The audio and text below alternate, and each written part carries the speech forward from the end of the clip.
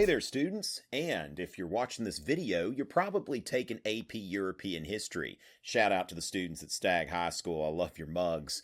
And let's go ahead and talk about what is this course that you're taking. You're thinking, okay, European history, so what is it? What is Europe? What is history? What is European history? What are we going to be studying? And I'm making this video in cooperation with my friends at Fiveable. I'm looking forward to working with this company this year to help students better prepare for these exams. So definitely look in the description. I'll put a card up and everything. Check out Fiveable and the services that the company offers. It's going to be a great year preparing for this exam.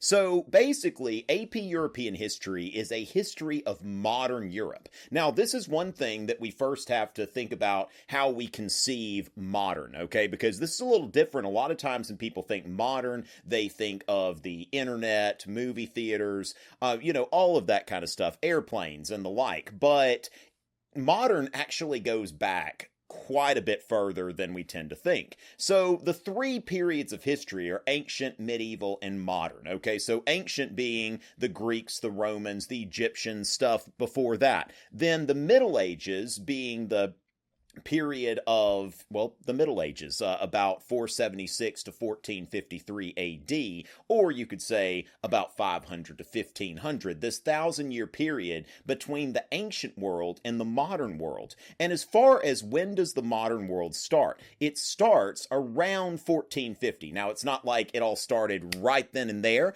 but 1450 is about the time when we start to see the world look modern.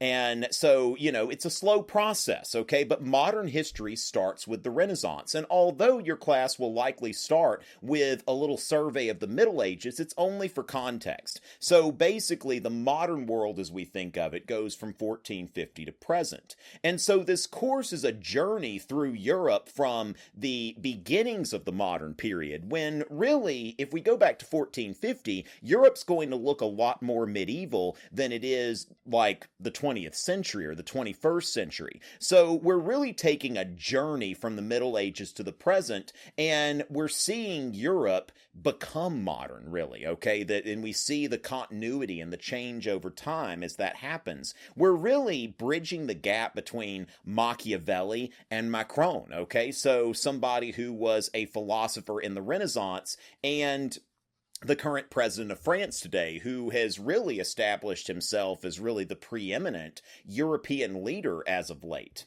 So as far as that goes, Machiavelli's Europe was very religious. It was very feudal and local, aristocratic. There was constant warfare, and the people were very superstitious. Now, if we look at Europe today, what I would call Macron's Europe, this Europe, by comparison to the Europe of 1450, is secular, global and integrated, democratic. It has a long-term peace now after two very bloody wars in the early 20th century, but Europe has had over 70 years of peace, and the mindset is very scientific. Now, of course, let's be careful about speaking of one Europe. This is not the history of one country at one time and one single place or one single outlook. So we want to be careful when we think about Europe that we're not thinking, okay, there's one Europe, because really, there's not even one France. Even in France or any European country, you've got a back and forth between those who are more traditional, religious, nationalistic,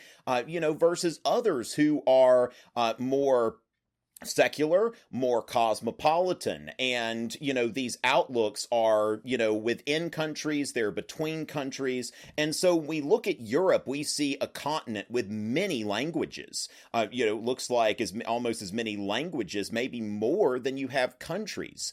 Many economies, okay? So to think of Europe as a wealthy continent, okay? Now, there are certainly, when you look at Northern and Western Europe, you see countries that are wealthier in terms of per capita GDP than the United States. You see countries that are about on par with the United States. Then we look to the Balkans. We see some very poor countries. You go into Eastern Europe. You've got countries like Moldova and Ukraine, where the per capita GDP is less than $3,000 a year, okay? So the thing is, we don't want to imagine just one Europe because, you go to Ireland, and that's a country where the per capita GDP is about 70,000 US dollars a year.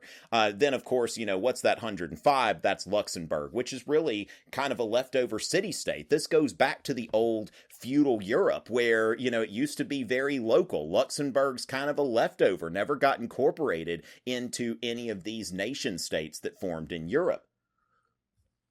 There are also many outlooks. This map shows the answers to the question, how important is religion in your daily life? And you see when you look at Ireland, Italy, Portugal, Poland, Romania, you see that religion is quite important, but then there are other countries like the Czech Republic, Sweden, the UK, where religion is not so important. And of course, you've got different religions in Europe. So you've got people who are irreligious. You've got, Catholics and Protestants. You have, recently a lot larger Muslim population than used to be in Europe. So there are many outlooks in Europe, in different parts of Europe and even within Europe. Okay, so France, again, is a country where a lot of people would say that religion has a big role in their life, whereas others would say not so much or not at all.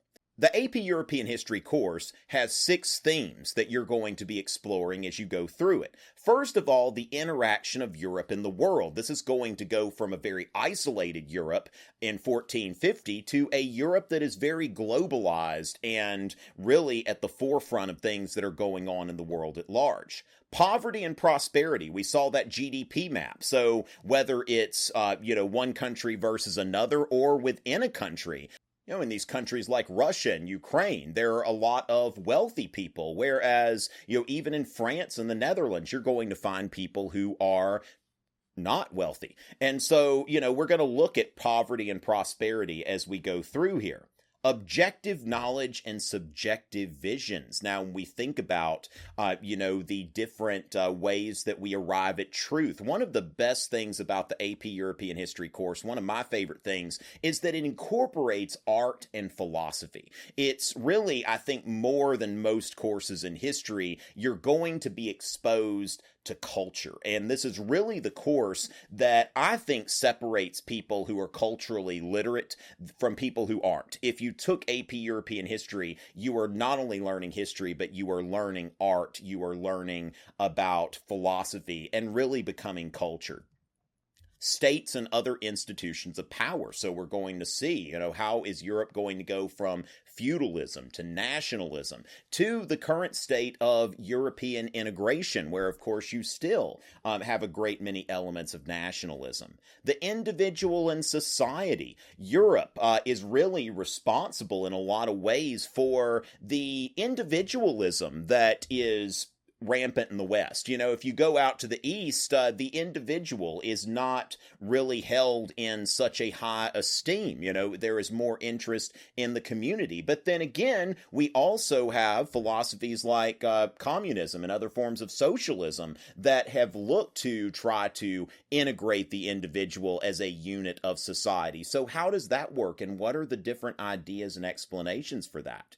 And finally, national and European identity. And so as we see nations come together, and then as we see this European integration, and then some of the resistance to European integration, some of what we would call Euroscepticism, all of these things are going to be working together as we take this journey from 1450 to the present.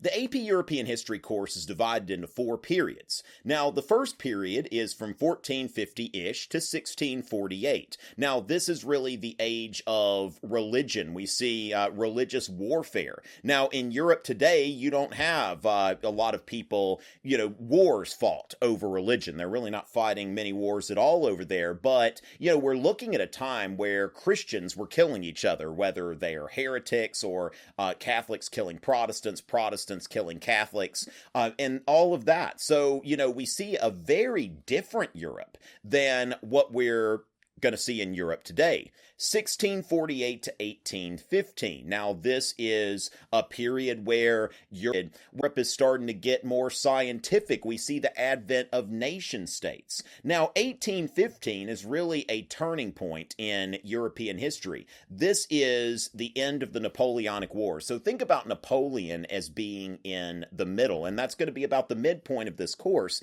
that this period from 1450 to 1815 we refer to as early modern, because this is a period where, we are incorporating elements of the modern world, but it really resembles that medieval world as much as it does the modern. So from 1815, we see a world that is truly modern.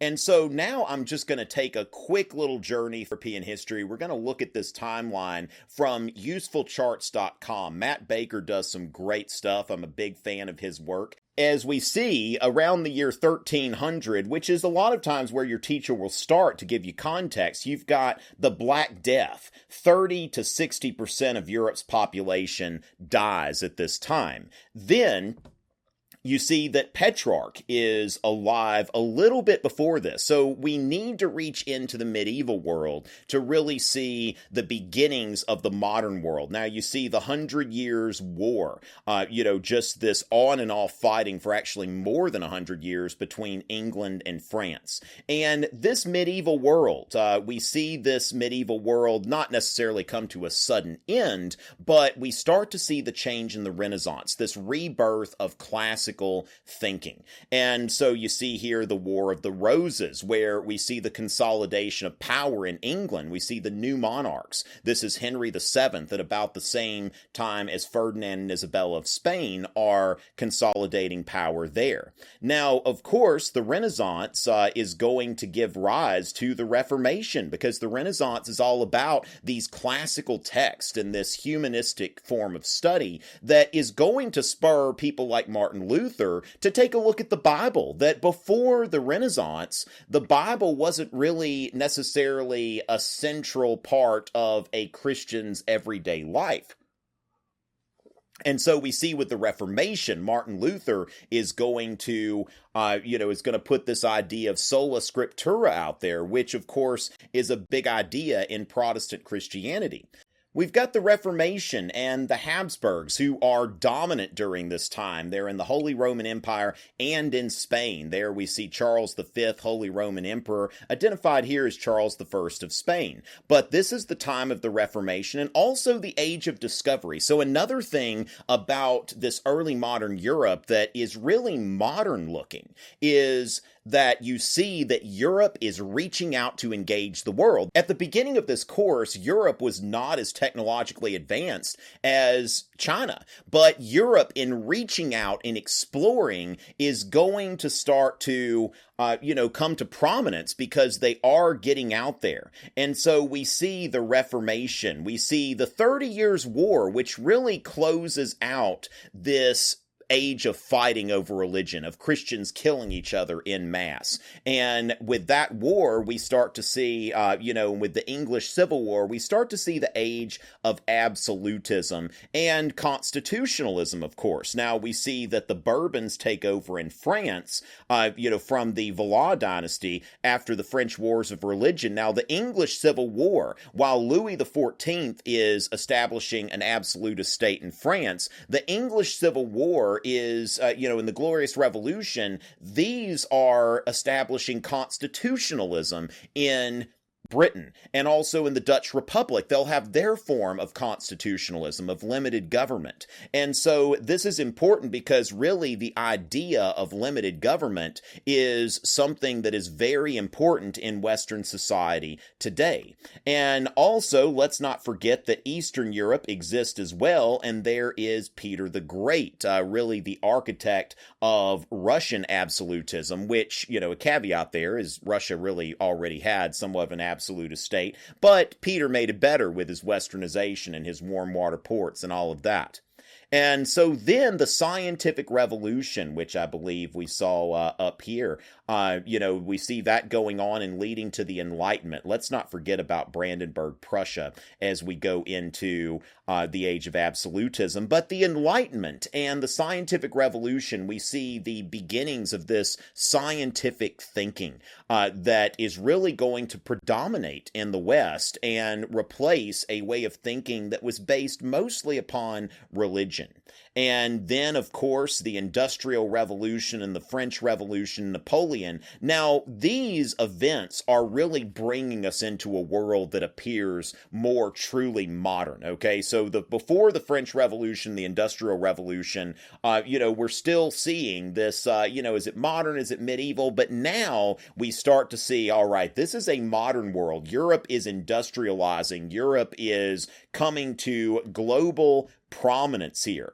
And we see that Germany and Italy are unified, and then the age of imperialism is going to be happening at the same time. So Europe is really going to get to really the peak of its power, and then that is, of course, when Europeans start killing each other in mass in World War I and World War II, and of course we see the rise of totalitarian states, Nazi Germany and the Soviet Union, and heading into the Cold War era, and finally into the era of European integration. Now, what Matt has done here at usefulcharts.com is he has put stars here as far as when these nations are joining the European Union. And I always like Matt's sense of humor. You see here with Brexit, and then the William and Kate wedding. There are some things that he just puts some really kind of random stuff, which really is very culturally relevant. So thank you, Matt, for letting me borrow your chart here. And of course, you've got Margaret Thatcher as the prime minister. That's another thing that medieval Europe, early modern Europe, especially Renaissance Europe, very patriarchal. But now in the present day, we see heads of state that are European women, now also heads of government as well. So, you look at Margaret Thatcher or Theresa May, they weren't heads of state. Of course, that's the Queen, but they're heads of government. Angela Merkel in Germany, who is the leader of her government. And so we see a Europe that is looking a lot more modern, in comparison. So we've gone from the end of the Middle Ages really to the present day.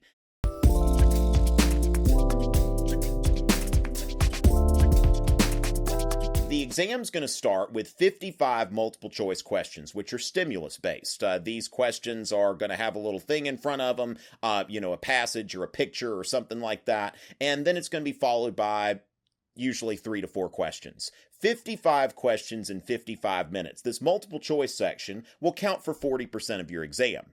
Then you will choose 3 out of 4 short answer questions. You will have 40 minutes to complete this section, which will make up 20% of your exam score.